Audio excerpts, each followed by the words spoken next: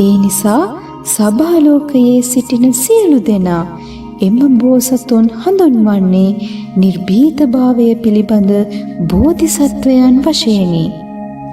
එම අවස්ථාවේ අක්ෂයමති බෝසත්හු බුදුන්ට මෙසේ කියන්නේය. මම අවලෝකිතේශ්වර බෝසතුන්ට පූජෝපහාර පවත්වන්නෙමි. ඉක්බිතිව සිය ගෙලෙහි පෙළඳ තිබුණ දසදහස් ගණන් නොයෙක් මැණික් වලින් සැරසී තිබූ මාලය ගෙලින් ඉවත් කොට බෝධිසතුන්ට පූජා කරමින් මෙසේ කියන්නේය. උතුමාණනි, වටිනා මැණික් වලින් සාදා ඇති මෙම මාලය ධර්මයට කරන පූජාවක්සේ පිළිගන්න සේක්වා. නැවත වතාවක්ද අක්ෂයමති බෝසත්ත්වමේ අවලෝකිතේශ්වර බෝසතුන්ට මෙසේ කියන්නේය. අප ගැන කරුණාව උපදවා මෙම මාලය පිළිගන්නා සේක්වා. එවිට බුදුන් වහන්සේ අවලෝකිතේශ්වර බෝසතුන්ට මෙසේ කියන්නේය. අයස්මතිය බෝසතුන් සඳහාද සතර ශ්‍රාවකයන් සඳහාද දෙවියන්, අසුරයන්, යක්ෂයන්, ගාන්ධර්වයන්, ගරුඩයන්, කින්නරයන්, මහෝරගයන්, මිනිසුන්, අමනුෂ්‍යයන් ආදී සියලු දෙනා සඳහා ඔබ මෙම ගෙල පළඳනා මාලය පිළිගත යුතුය. ඉන්පසු අවලෝකිතේශ්වර බෝධිසත්වතෙමේ මහා කරුණාවෙන් යුක්තව සතර ශ්‍රාවකයන්, දෙව් මිනිසුන්, මකර, නාග, මිනිස්, අමනුෂ්‍යයන් සඳහා ගෙල පළඳනාව පිළිගත්තේය. එසේ කොට එය කොටස් දෙකකට බෙදා එක කොටසක් ශාක්‍ය මුනි පුතුන් වහන්සේටද අනෙක් කොටස ප්‍රබෝධරත්න බුදුන් වහන්සේගේ ස්තූපයටද පූජා කළේය. ඒ අවස්ථාවේදී බුදුන් වහන්සේ අවලෝකිතේශ්වර බෝසතුන් මෙම සභාලෝකයට යන එන ගමන්වලදී නිදහසේ දක්වන්නා වූ ඍද්ධි ප්‍රාතිහාර්යෝ නම් මේ යයි අක්ෂයමති බෝසතුන්ට ප්‍රකාශ කළහ. එම අවස්ථාවේ අක්ෂයමති එම ප්‍රශ්න ගාථාවලින් මෙසේ කියන්නේය. ආශ්චර්යමත් ගති ලක්ෂණ වලින් යුක්ත තථාගතයන්ණනි, මා දැන් නැවතත් අසන්නේ මෙම බුද්ධ පුත්‍රයාට කුමන හේතුවක් නිසා අවලෝකිතේශ්වරයයි නම් දැබුවේද යන්නය. බුදුන් වහන්සේ මෙසේ පිළිතුරු දුන්සේක. අවලෝකිතේශ්වර බෝධිසත්වයන්ගේ ක්‍රියාකාරකම් ගැන සවන් දෙන්න. ඔහු විසින් සෑම අංශයක් සම්බන්ධයෙන්ම කටයුතු කළේ කෙසේද අසන්න. අවලෝකිතේශ්වර බෝධිසත්වයන්ගේ ප්‍රාර්ථනා පොරොන්දු මහා සාගර සේය. කල්ප ගණනක් ගත වුවද ඒවා තවමත් ප්‍රමාණය කළ නොහැක. ඔහු බොහෝ දහස් මිලියන බුදුවරු ඉදිරියේදී කරන ලද පිරිසිදු ප්‍රාර්ථනා ඇත. එම ප්‍රාර්ථනාවන් කෙටියෙන් මම විස්තර කරන්නෙමි. ඔහුගේ නාමය අසන්න. ඔහුගේ ශරීරය නිරීක්ෂණය කරන්න. සිතෙහි දරා ගන්න. සියලු වේදනාවන් එයින් තුරන් වන්නේය. ඔබට යම් පුද්ගලයෙක් හානියක් කිරීමට අදහසක් ඇතිව සිටින්නේ යයි සිතන්න. ඔහු ඔබ ගිනි වලකට තල්ලු කරනවා යයි සිතන්න. එවිට අවලෝකිතේශ්වර බෝධිසත්වයන්ගේ බලය ගැන සිතන්න. එවිට ගිනිවල පොකුණක් බවට පත්වේ. යම් පුද්ගලයෙක් ඔබ මකරුන්, මාළුන් හා නොයෙක් යක්ෂයන් පිරි මුහුදට විසි කරයිද, එවිට අවලෝකිතේශ්වර බෝධිසත්වයන්ගේ බලය ගැන සිහි කරන්න. සාගර රැළිවලින් හා ජලයේ කිසිවිටක ගිලී යාමක් සිදුවන්නේ නැත.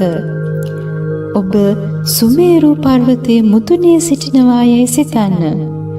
යමෙක් ඔබ කඳ මුදුනෙන් තල්ලු කරයිද, අවලෝකිතේශ්වර බෝසතුන් ගැන සිතන්න. එවිට සූර්යා මෙන් අහස මැද ඔබට නිරුපද්‍රිතව සිටිය හැක.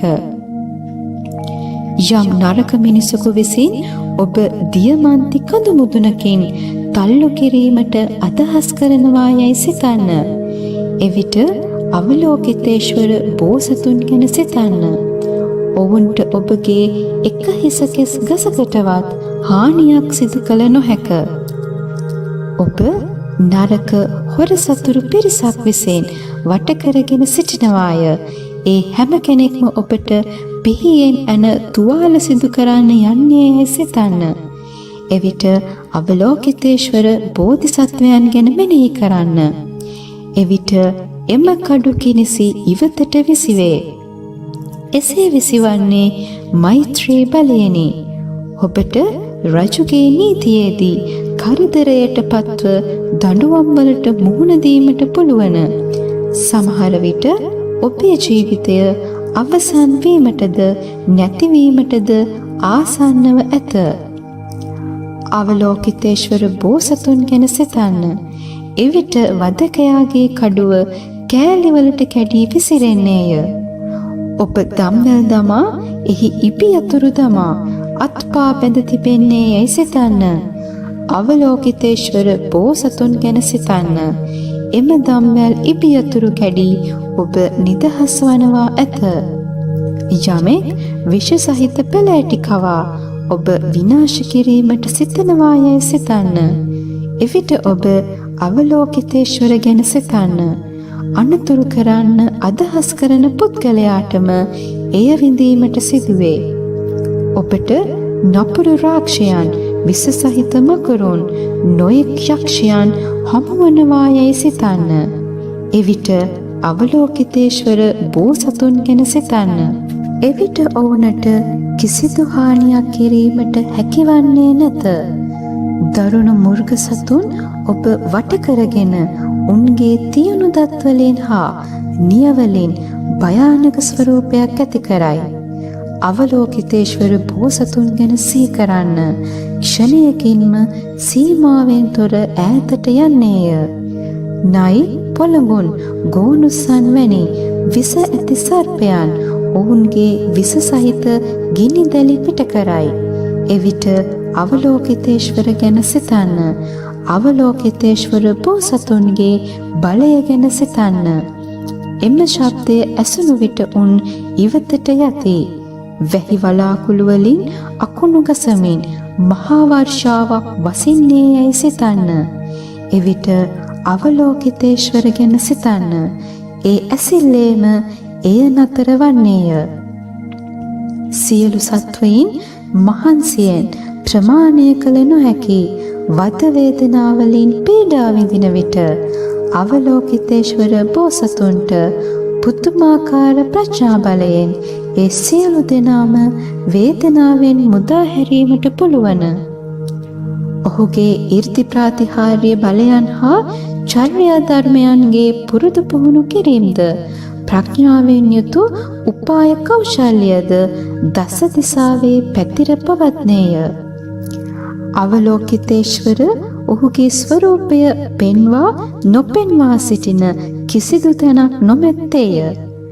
බොහෝ විවිධ වූ නරක හේතුකාරකයන් නිසා යමෙක් අපාය, තිරිසන් යෝනිය, පිසාච ආදියේද, ජාති ජරා ව්‍යාධි මරණ ආදියෙන්ද පීඩා විඳින්නේද ඒ සියල්ල අවලෝකිතේශ්වර ටිකෙන් ටික ඉවත් කරන්නේය.